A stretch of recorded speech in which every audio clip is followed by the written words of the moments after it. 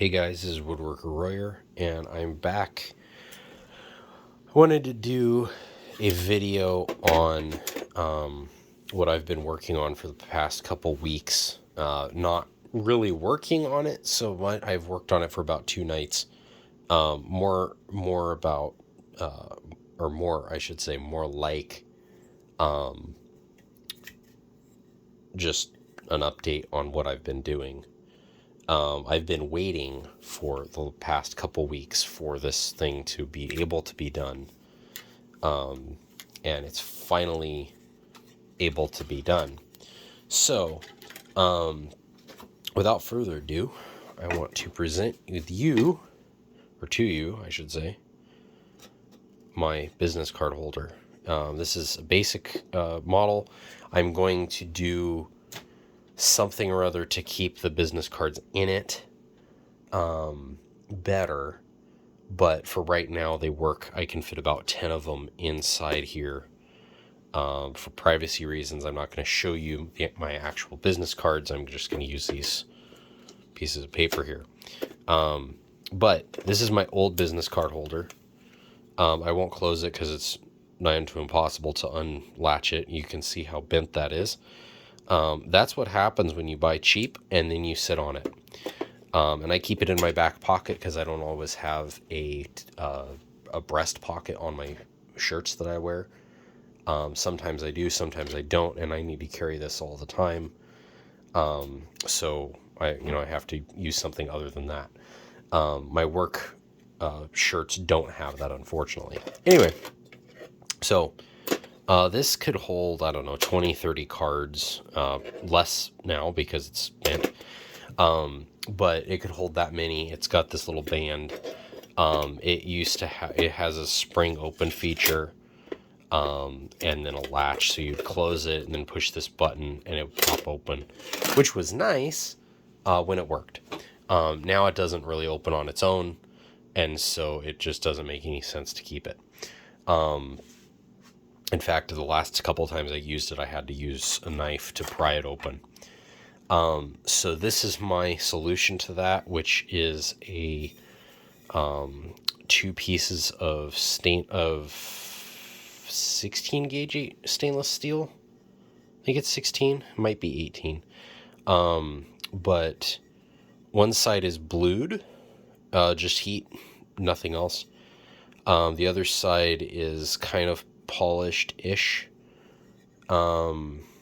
Actually more than I was expecting, but this was done with a finger sander, and you can see where the rivets came through on this side, and they're sticking out on this side about 1/16 of an inch, something like that. 5/64, somewhere in there.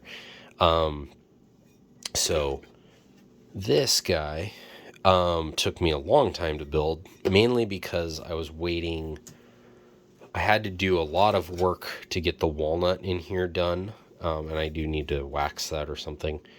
I did a lot of work to get that done, to get it milled down to that size. I had to use my planes. I don't have a thickness plane or anything like that. I did split the wood when I was riveting it, unfortunately, but it's not that big of a deal. Sanded it all down. It's very smooth. I would have preferred bigger curves here, although, let's see, these aren't too far off of what this was. It's just this is also curved the other direction as well. This isn't any thicker than the old one. If you look at the old one there, and then this here, this is about the same thickness. It's just that it holds fewer because the sides are a lot thicker. This isn't going to get crushed. It is a little tiny bit bowed from where I was having to use solid rivets. And by rivets, I mean stainless finishing nails. I cut them off to the basic size I needed, and then used them as a stainless, or as a solid rivet, which worked out pretty well. The only problem is this side sticks up a little bit. I wish I would have just cut that off and then used the middle section of the rivet or nail, but I wasn't able to do that, and I put it on the colored side of this, which means that I can't really, if I hit this surface with any sandpaper or anything like that, it's going to completely ruin this color effect. So I don't want to do that. It's going to wear off eventually anyway. You can see I've kind of rubbed over here to check durability, and it's kind of rubbed off. It used to be this really bright blue, and now it's kind of a muted color. It still looks pretty good though, for what I was able to do. I hear titanium is a lot easier to do this with. I've also heard that it's easier to do without it warping. However, I didn't have any real problem with it warping.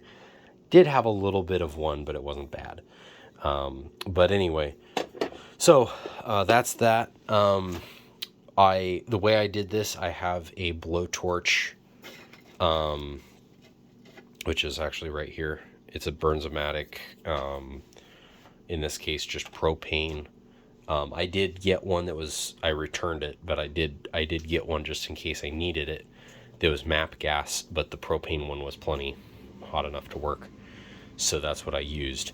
As far as sanders and everything go, this Harbor Freight 1x30 sander is what I generally use for this type of, relatively small work. And that works really well. The other thing that I got was a Wen and a Ryobi finger sander, and I'm actually going to keep both because it's nice to have two.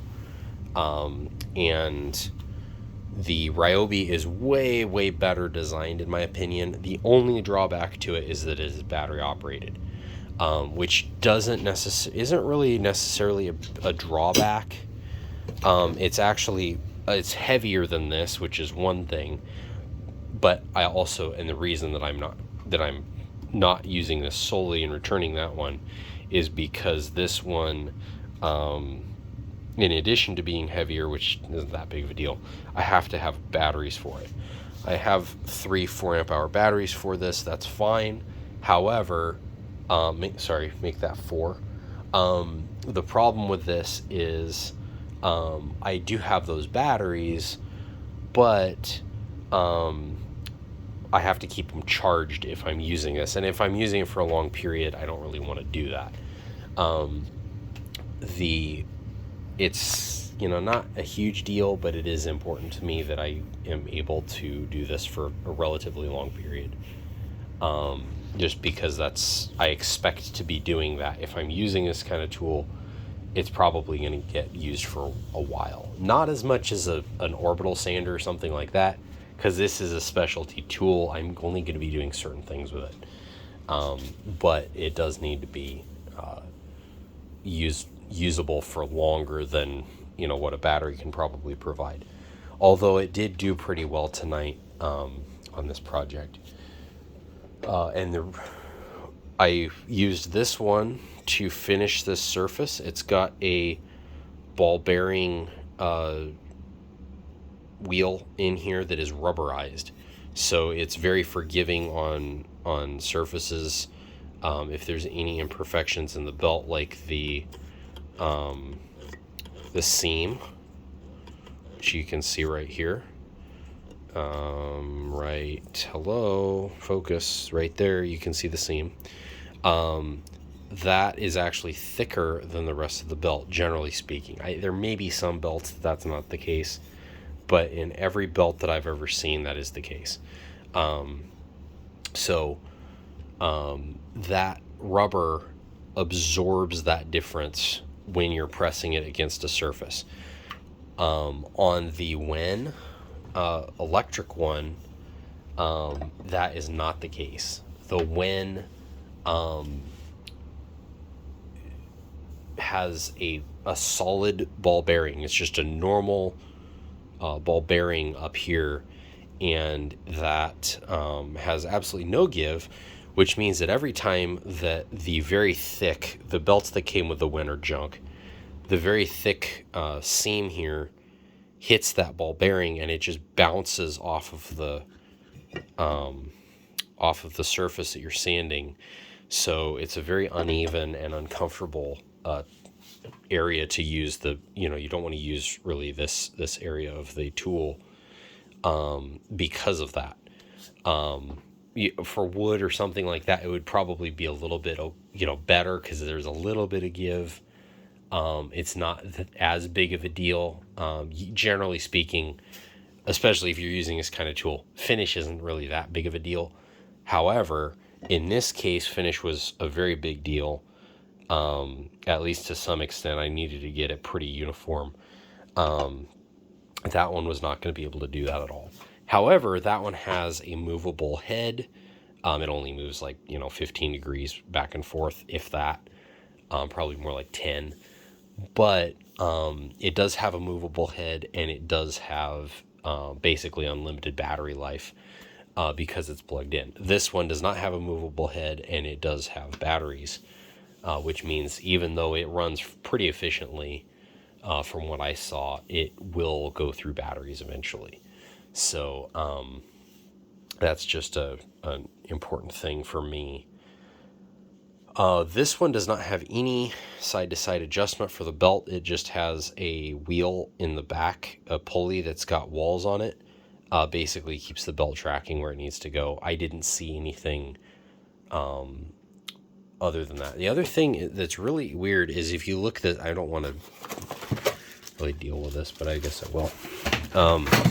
You look here, this has a dust collection port, which the Ryobi does not have. I don't ever plan to use it, but it does have it. Inside there, you won't be able to see it, but in right about here is a button.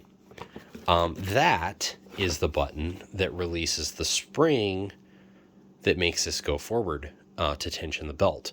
And I spent about 10 minutes trying to figure out what tensioned the belt. I had to go look at the manual of all the things to figure out where the button was or the mechanism was to tension the thing. I thought I had broken it because I could not find the tensioning mechanism. This one, you literally just push it down and it's done. And then you have your tracking right here. If you want to not push it down, you can use this lever right here, and it works just fine. There may be a little bit more adjustment in that for tensioning how much of the spring you want there, which would probably be behind this black plate here. The other thing is you do not have to take anything off. Oh, this one you might not either. Never mind. I was going to say you'd have to remove stuff for that one, but no, never mind. Both of them you can take, you can disassemble, take the belt off very easily. So just wanted to do a quick thing. That's what this guy looks like. One side is relatively polished and the other side is blued. We'll see how durable this is. I don't think it's going to be all that durable, but hopefully it'll last for a while at any case. Hope you guys liked the video, and I will say two things about this. Neither one of these came with good belts. This one, as you can see, is shredding. It was shredding when it came out of the box. This one didn't shred, but there's only about, an inch of belt that was actually being used at any one point, apparently, because this thing is these belts are very thick here, and they tend to bounce again because it's got a solid metal ball bearing as opposed to a rubberized one. And also just because of the mechanism, I don't think that the spring is constantly in tension. I think it sets with a screw. There's a set screw there, and it kind of just holds it wherever it is along that track. This one, there's a constant pressure pushing out. Not very much in this case, but enough. And then it also has that rubber there. So it works a little bit better. But the belts that the Wen came from are of the quality that I would only use them for extremely rough projects, or as like a last ditch, like, oh, I wonder if this will work. You know, what'll this grit do? What'll that grit do? Immediately go out and buy new belts. This one, you can get by with them, but they're probably not going to last very long, and they're really not very good belts. In both cases, I would highly recommend that you go and get somebody else's belts for this. Klingspor is pretty good. I've used their belts for my 1x30 sander. I don't know what their quality is for these. For this size, I would assume that it is the same, which is, very high. However, I don't know. It's been about 10 or so years, 8 or 10 years since I used the Klingspor belts, which are still going, by the way, that I have. I don't use them very often, so, whatever. But it's been about 8 or 10 years since I bought them, so who knows if they're still the same quality. And I don't know if the quality is interchangeable between such a small and specific size as opposed to a different one, a bigger one. So I don't know. These are very specialty. If you get anything on Home Depot, there's like 4 options.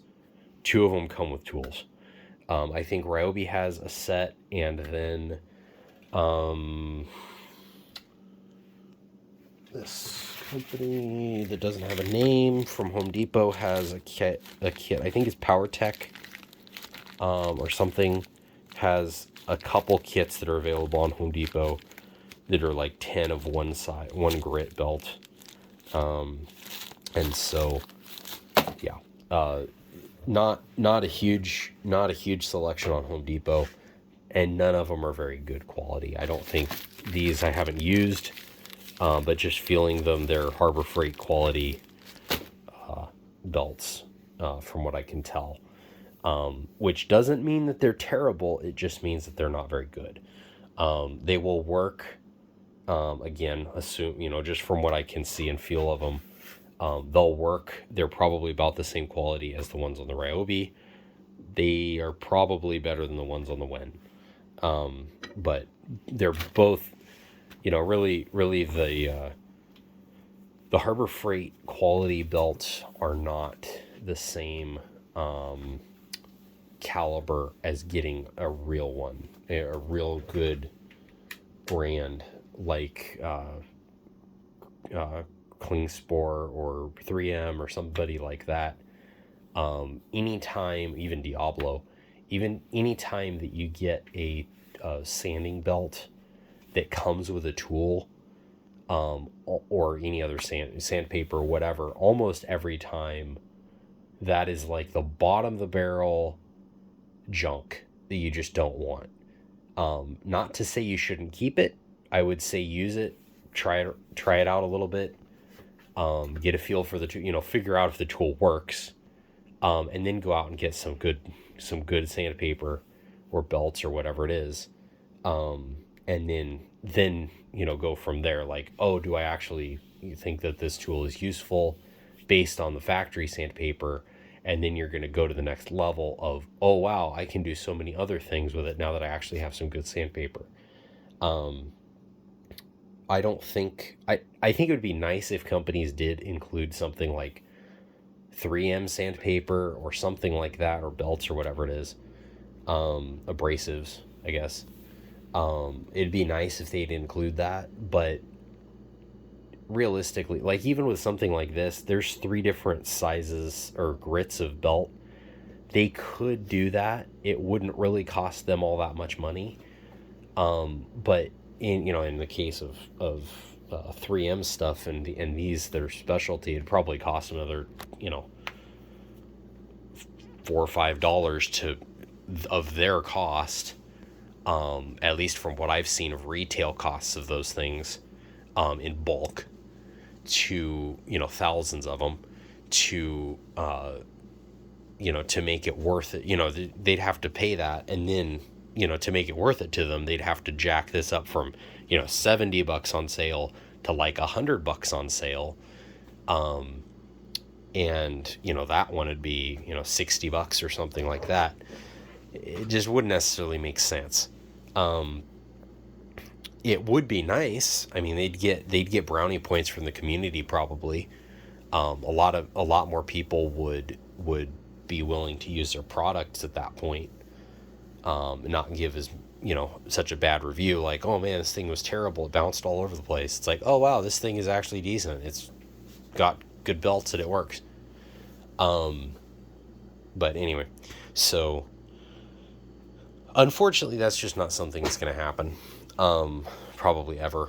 But anyway, so hope you guys have a good day, and I hope you guys liked the video. It's kind of a weird one. I kind of went from one thing to another, although that's probably what I do at all my videos. But in any case, I will be keeping both of these tools. I think they're good. This I may return. I don't think I will, but I may. Just because, I don't know. I've been wanting one of these for a long time. That guy was kind of like, oh, well, I wonder if, which one's better. I honestly can't really think of a reason. I want the articulating head on that one. I can think of reasons I could, but I don't have any at the moment. And I can't see me actually having any reason for that particularly. But that one is a lot lighter than this one. So I would say if you're looking for like really good quality, I would say go with this one. If you're looking for, I'm going to use it. If you're going to use it all day, you need to get a real, like a Dynabrite or Dynafile or something like that. But if you're just using it for, a while, that one's going to be more comfortable than this one, because this one is much heavier with the battery. I think without the battery is probably heavier than that one. But anyway, so hope you guys like the video. I'm excited that this is finally done. I am going to I'm going to do something for the wood, probably an oil or something like that.